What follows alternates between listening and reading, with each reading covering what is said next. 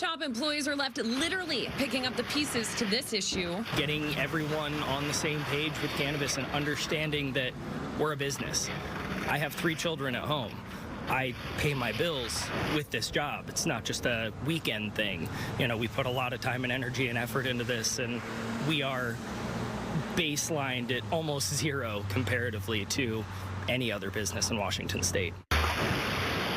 If you watch our newscast, you're no stranger to crash and grab robberies like this one. It seems like we're called to one every week. There's always piles of glass on the ground and thousands of dollars in damage left behind. Usually it's a stolen car, and store owners tell us insurance only covers around $10,000 worth of stolen product. The tax revenue that we produce across the state should be used in some sort of a security system, potentially cannabis related, a cannabis division for keeping our locations secure.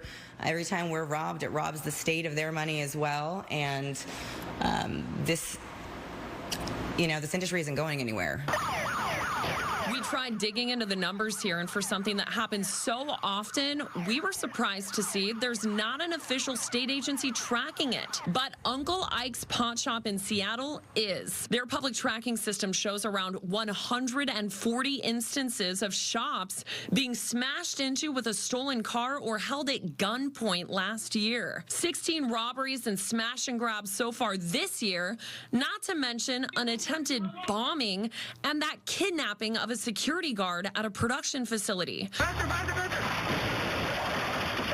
Pot shops are targeted because they have more cash on hand than other kinds of stores. They want to see Congress adopt the Safer Banking Act. And in Washington state, Senate Bill 6133 would have aligned the penalty for robbing a pot shop to robbing a pharmacy with a year behind bars, but it didn't pass. Due to federal prohibition, transactions between customers and retail businesses are almost done entirely in cash, as the federally regulated banks and credit card companies cannot yet provide their normal services to legal cannabis businesses.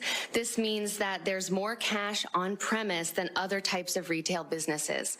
It makes sense that the unique nature of cannabis businesses in our state would require a unique response. 2 years ago, King County rolled out a cannabis safety task force. We reached out to them to see if it's helped cut down on crime, but our request was not returned.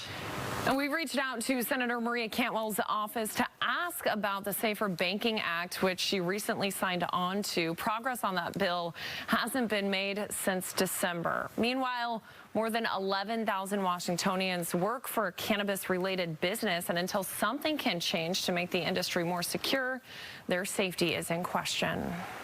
Reporting in the studio, I'm Taylor Winkle, Fox 13 News.